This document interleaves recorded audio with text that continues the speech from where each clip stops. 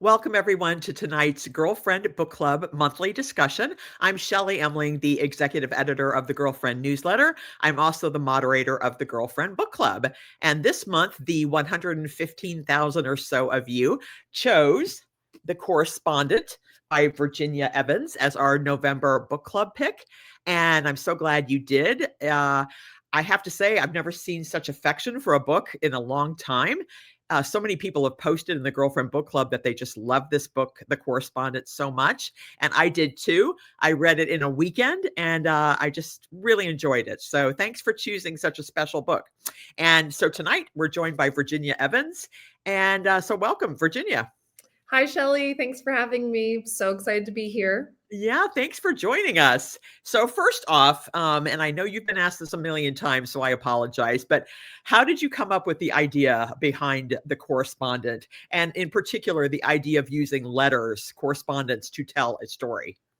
Yeah, that's a great question. I'm in a great book club that my friend and I started several years ago, and we had read 84 Charing Cross Road by Helene Hanff, and I loved that book, and it was so that book is easy to get through. You kind of can read it. I mean, you can almost read it in an hour or maybe 2 hours. It's also written in letters. And so we were reading that for my book club, and I think I just really enjoyed the format. And I was working, this is my debut novel technically, but this is the 8th novel I've written. And so Oh, whenever really? yeah. So whenever I kind of start writing a new book, I think this is maybe common to authors, but you sort of write what you want to read. And Right. so I was just wanting to read something, and I wanted more. I wanted to read more letters. And so then I thought, okay, well, I'll try that. I'll sort of see. And then it was, but I wanted to tell a bigger story than what she did with that book. That book is complete, but her ambition with that book was, a certain niche of like a slice of life. And I really wanted to kind of tell a whole life, I guess. So that was the beginning of the book. Wow. So I was going to ask you, because I have not read that book, and I did not know if there were other books similar to The Correspondent where it's just told in letters, but there obviously is. So Yeah. Yeah, that's there were. That one, there's other ones like The Color Purple is told in letters, which oh, I think people forget. yeah. Gilead is told in letters. I'm almost positive Dracula, I think, is told in letters. So there actually are more than you think. There's the obvious ones too are like Guernsey Literary and Potato Peel Pie Right. Society. I think I have that right, Yeah. which I love too. But it is kind of it's fun to have a format that's different, I think. No, it's really good. So was there anybody who inspired Sybil, the main character? Yes, great question. There's kind of two parts to this. I met a woman as I was getting ready to start writing a new book. I met this woman, and I was interested in buying her house. So she was a stranger to me, but then when I went to go tour her house, it was sort of like her life opened up to me in a way. You see things that are on the walls and things that are, sitting on tables, and Right. photographs and shoes and things. And you just start to think, oh, this woman has a whole life story, that I don't know anything about. And that got my wheels turning about that kind of idea that when we meet people, you sort of have your Right. snap picture of a person. But if you get to know somebody, especially someone older who's lived a full life, there's just such an interesting story that I think probably younger people like in my age maybe would write off a lot of times, even me sometimes, just sort of, oh, this woman, who knows, not important. But it was sort of a desire I had to dig into that idea. And then Sybil really kind of Sybil's the main character. She kind of arrived to me fully formed. She has a strong character resemblance to my mother-in-law. Oh, They're really? they're very alike in personality. I'm very close with my mother-in-law. I love her very much. We have a great relationship. And so as I was writing the book, sometimes I would think, what would Joyce do? Or what would Joyce say? And that would help me kind of find my way for Sybil. Did your mother-in-law read the book, the draft of the book? Yeah, she did. She read a draft and she loved it, and she handed it back to me and she said, "It's me." And I was You're like, and I said, "It's not you exactly, but it has some right. you inspired some of it." But I love Sybil. I think she's a great Oh, I woman. do too. So I Yeah. was going to ask you, I always ask authors this, was there a particular character or a chapter or a scene or a letter that was more challenging to write than the others? Yeah, that's a great question. I did struggle with, Harry Landy. There's a character Mhm. in the, story called Harry Landy, and I guess most people have read the book if they're Yeah. listening to this, Yeah. but that was tricky for me because I was one it's important to me when I'm writing to write I want the people to feel real. I would hate for anyone to feel like a trope or, sort of a caricature of something. And I was painting this picture of this person, but it was a person that was really not closely familiar to me. It's like an adolescent boy. Um, my son hasn't gone like through that age yet, but obviously I've never been an adolescent boy, and he's dealing with some social struggles, maybe some stuff going on. People have asked me, "Did you write him to be on the autism spectrum?" And have said I left it open on purpose. I specifically didn't choose to like diagnose him. Um, but I think honestly the hardest part about it was his aging. Like him going from being I think when it starts maybe he's 13 and Yes. then you kind of see him over time and so that's a huge period of change I think mentally for a child. And so that was really tricky to sort of find where we are in time when his letters come. Okay, then how old is he? Okay, then what is he doing if he's 17? What is he doing if he's 20? What is he, kind of trying to find my way and muddle through that. I think that was probably the hardest. So how did you get through that? Did you, um, get to know an adolescent young boy and that could like give you some thoughts about what would be going No, through your head? that would have been a good a good idea. I think to me, the writing of fiction, I always feel like the visual for me is throwing pottery or, with Right. clay. So you sort of take this wet, gross blob of something hard and heavy and you throw it down. And then over time, you're sort of like sculpting the thing, pulling up the sides and pushing in, and giving it integrity and reshaping it and pushing it down. So I was just doing a lot of that, I think. And I would read his letters out loud a lot to sort of think, what age does he sound? Does he sound young? Does he sound old? Does he sound smart? Does he sound authentic? And so I would just kind of like massage it and massage it and massage it until I finally felt like it read authentically. And I had a friend, one of my readers read it, and she helped me a few times. She said, I think this is a little young, or I think this is a little bit too whatever. So that was helpful. So what's your journey been like, becoming a writer? Because you just said this is actually your 8th book, even though it's Yes. a debut novel. Technically my debut, but it is my 8th. Yeah, it's a truly, I mean, this sounds so is it self-indulgent for me to say that it feels like a Cinderella situation? I mean, I was telling my I husband get it. this Yeah. last night. We were standing there doing the dishes, and I said, "That's what I feel like," because I, um I was always writing. I started writing my first novel when I was 19 and I'm Wow. 39, so 20 years. And I wrote, I would write a novel, takes a few years to kind of write it, Mhm. finish it, revise it.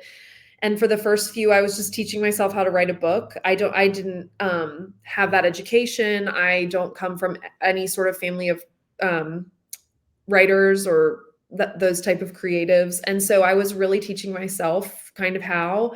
I read a lot. I've always been a big reader. And so I was kind of always reading and working and trying to find my way. So probably the first 2 or 3 or 4, I was really learning, just what is a novel and how do you write a novel and how do you make it interesting and how do you, what does there have to be there? Um, I wrote one of my novels I self-published on Amazon when I was pregnant with my daughter because my computer died and didn't have like a lot of extra at the time, so I couldn't afford a new computer. So I wanted to get a new computer, so I self-published this book just to see if I could sell enough copies to get a new computer, which I did. I'm pretty sure my grandfather probably bought like 100 copies, which is probably like all my sales. What's it called? So we can look it up. What's it called? It's called Within the Walled City. It takes place in Siena, Italy, which is Yeah. where I lived in college. And so and then I wrote another book after that. And the book that I wrote after that, I did get an agent for. And then which I had tried to get an agent in the past unsuccessfully. I've queried hundreds, if not 1,000 or more agents, and was rejected over multiple books. I got an agent for that book, and I worked with her for about 9 months trying to kind of revise and get it ready to go out for sale. And ultimately, the whole thing fell apart, the relationship with the agent, and we parted ways, and the book never went out for sale. And it was a heartbreaker. It was really, really tough because I had probably been at that point, maybe it was 2016, 2017. So that was really tough. And then I was pretty much hitting a wall, thinking, I don't know how long I can keep doing this way. Right. Then we decided as a family to there was a lot of like, what are we doing? Are we happy? Sort of conversations. My children were young, and we decided to move to Europe so I could get my master's abroad in writing because I wanted to teach. I wanted to be able to teach, and I know you have to have a master's. I wanted to teach at a college level, or my dream was always to teach in prisons, actually. So I was like kind of wanting to get that education. And we were wanting to live abroad. We were wanting to leave the States. And so I got into Trinity College in Dublin. And so I read about that. Yeah. And so we moved to Dublin with my kids. They were 3 and 6 the day we moved. And I got my master's there. And it was wonderful. I studied under Owen McNamee and Carlo Gebler and Kevin Power. These are Irish writers, and Claire Keegan, who's obviously known very well in the States. So that was amazing. And as part of my coursework for Trinity, I wrote a novel. And then with that novel, I got a new agent, and we tried to sell that novel. It did not sell. That was my 7th. Gosh. Real doozy, heartbreaker. And then I wrote The Correspondent, and I didn't think we were going to sell that book. I thought that was a book. I called that book my palate cleanser. I told my agent I was cleansing my palate to see if I had another book in me. I was just kind of scribbling things down. And then she was sort of like, well, what are you scribbling down? And I said, well, I wrote this book in letters. And she was kind of like, well, let me see it. And so that's what it was. And so then that's really the story. And then when The Correspondent was purchased by Amy Einhorn at Crown, it was like, and then I got a blurb from Ann Patchett. It was like the whole thing.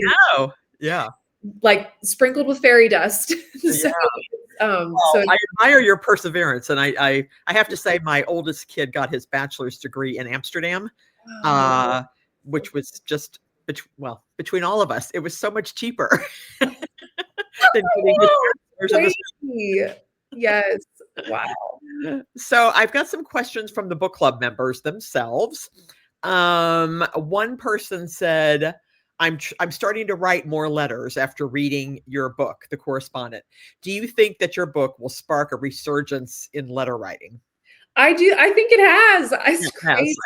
I think it has. I have received so many letters from readers, hundreds. Probably over 1,000 by now. And a lot of people are telling me that they started writing letters after they read the book, which is so cool. I did not expect that. I just don't think I expected any of this. I think I probably didn't expect it would ever be published. And then I didn't expect that many people would read it. And so to see that it really has kind of taken off, and then, if people are using the postal service, I'm delighted. I feel so delighted by that. I think it's really special. Well, you said you're only 39. I interviewed Delia Owens, who's she'd written some nonfiction, but her debut novel was Where the Crawdads Sing. Yeah. And she was 72 or 73 when she wrote that. So you're way ahead of the game. Thanks. I know I don't feel like that, but I do feel like I have a lot of juice left. Like I have more books in me. I feel excited about it. So when did you know that this was something? Like, when did you feel like Cinderella for the first time? Well, it's so interesting. It was published in April, and it was so wonderful. I thought, this is great. This is all I ever wanted, was to publish a book, and it's great. and I mean, I didn't have anything to compare it to, so I felt like it was doing great, but it was, like, doing very modestly, I guess, probably. But that felt fine to me, I was very Yeah. happy. And so as it has kind of sometime in the summer, I think it started to kind of, like, Oh, escalate and the like, sales, line graph yeah. thing started to really, go up. Mhm. And, it was I they say it was probably, like, word of mouth, and then, Ann Patchett talked about it on PBS NewsHour, and so Yes. that was, like, a big boost, and, they kind of what my team thinks is, it didn't get an endorsement from, like, a big book club, it was never reviewed in anything, it wasn't reviewed except the Irish Times, Right. did review it. It didn't get, like, starred reviews even in, like, Kirkus or anything, so it was very I didn't know, but it was a very modest beginning, but Mm. at some point, something shifted and it started to kind of spread, and, the Wall Street Journal just did this article about it, which was really neat, and they said that they interviewed Ann Patchett about the book, and she said that what happens is, like, a word of mouth book, it's one person reads it and tells 2 people, and then Exactly. if that keeps happening, it's like the way that they show, like, the spread of a disease or something, like, it gets, like, bigger, bigger, bigger. So I Yes. think that's kind of what happened, and I have no explanation for it, and I'm just sitting here in wonder and sort of, like, Hmm. holding on for dear life because it's been really wild. Well, you mentioned Ann Patchett. So another book club member said, was there a process in getting clearance for including people like Ann Patchett or Joan Didion, in this book? Did you have to do anything to get them included? And do you have a real friendship with Ann Patchett? Somebody asked. Yeah, great questions. So you can write whatever you want in, fiction. And so all the including authors that my Sybil writes to, that's, she can write to whoever she wants. Right. It's but the legality was the letters that were written back to her. So you can only write in the voice of someone who's no longer living. So Oh, the only two people who write back to Sybil that you read their response, which is I wrote a response from the mouth of were yes. Joan Didion and Larry McMurtry, who are both deceased. And so that was allowed. I did have to, I figured this out along the way and things had to be changed and removed because of that. But that's kind of the rules with that. And I have not had any sort of negative response from like the estate of Joan Didion or like the Larry McMurtry Center or anything. Everybody's been seem fine. So that has been great. I mean, I guess they still could come for me, but so far so good. No. And Ann Patchett and she 10 years ago, I wrote to her about her book Commonwealth. I wrote her a letter to tell her how much I loved it.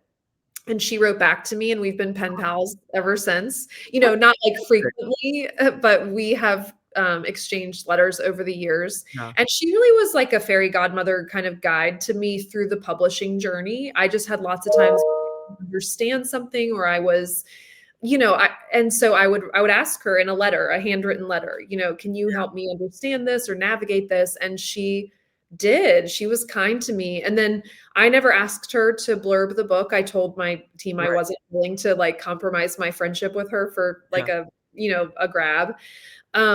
But they reached out to her and they said, "Would you be willing to write one?" So she did, and she's just so stellar. She's so stellar in real life. She's the best. Yeah, she joined us. Her book, Tom Lake, was a previous Girlfriend Book Club pick. So she's been Oh, on with us as well. So I she love was her. delightful. I love her.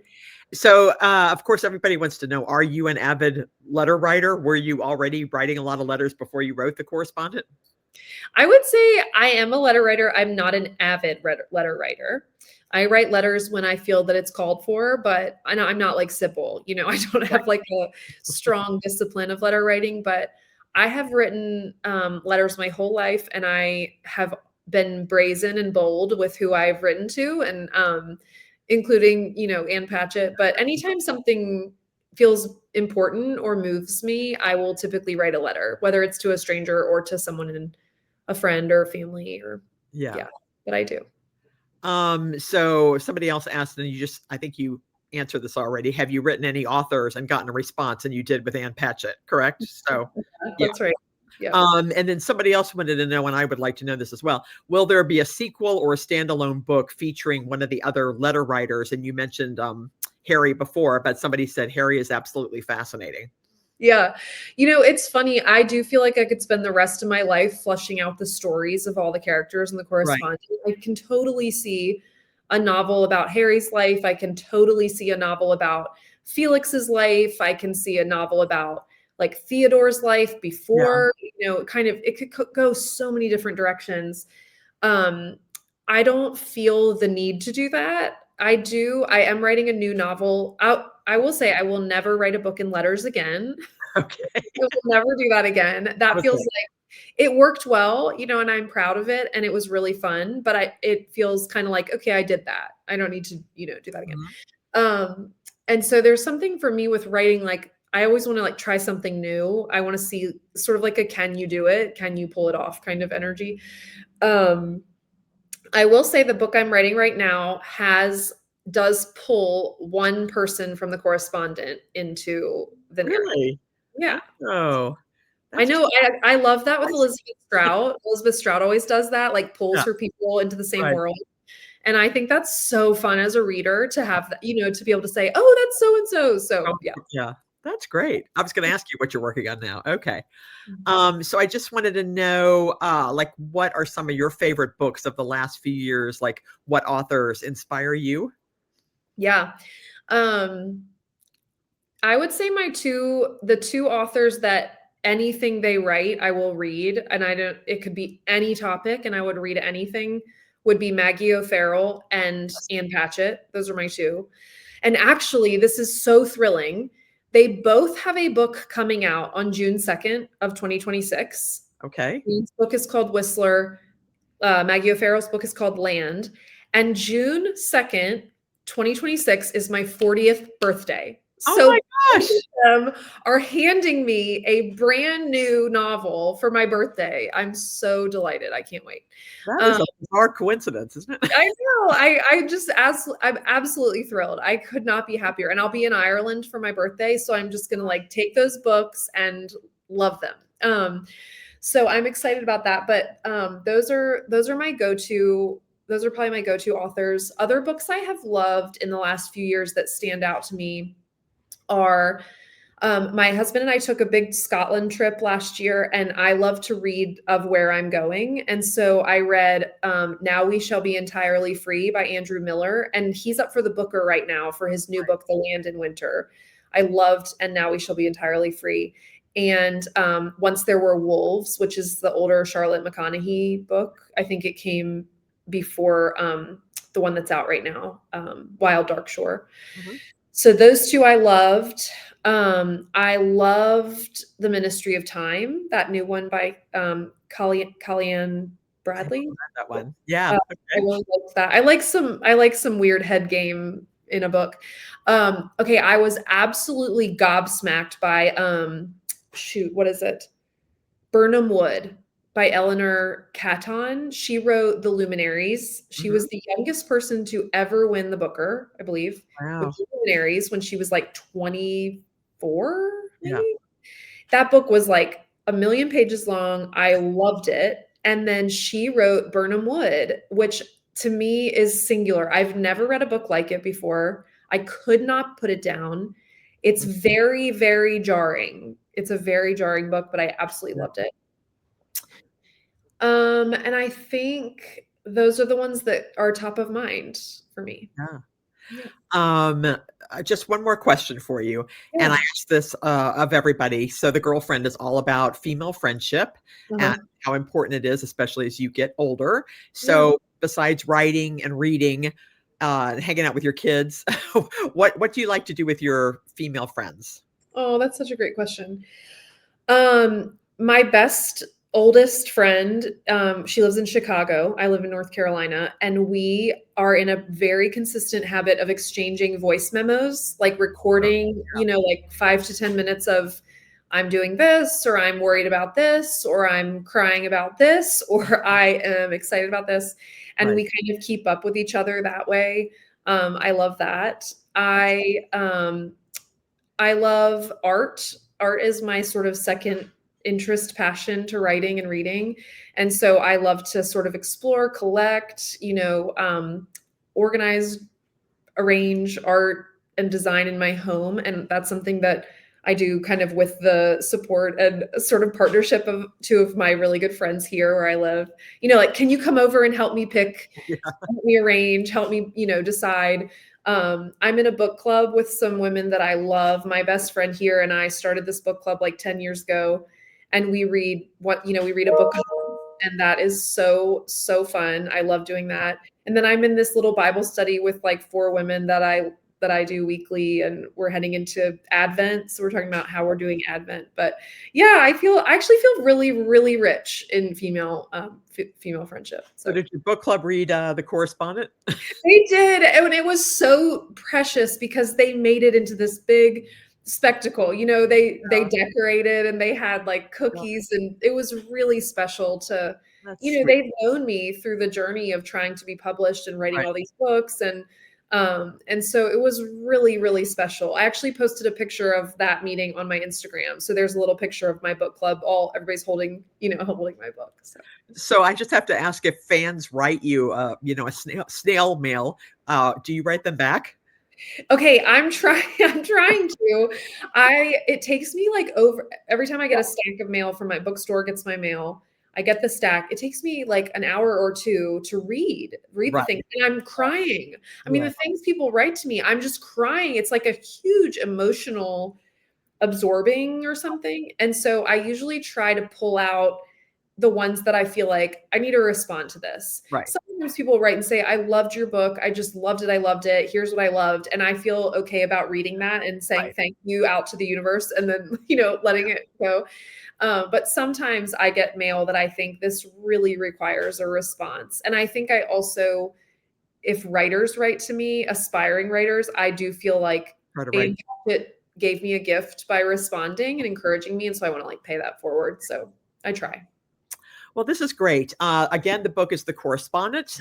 Virginia Evans, thank you so much for joining us. Thank you, thank you so much. I just have to remind everybody that our December book club pick is I See You've Called in Dead. And John Kenny, the author, will be joining us the 3rd Tuesday of the month, December 16th. And then Kristen Harmel will be with us in January. Her new book, The Stolen Life of Colette Marceau, is our January book club pick. So she'll be with us the 3rd Tuesday of January. And everybody that's watching right now, please stay on the Girlfriend Book Club page, because I'll be posting conversation starters tonight so that you can talk about what you loved about The Correspondent. So thank you again, Virginia, for joining us. Good luck. I'm so proud of you for creating such an amazing debut novel, even if it's your eighth one. And have a good evening, everybody. Yes. Thanks. Bye.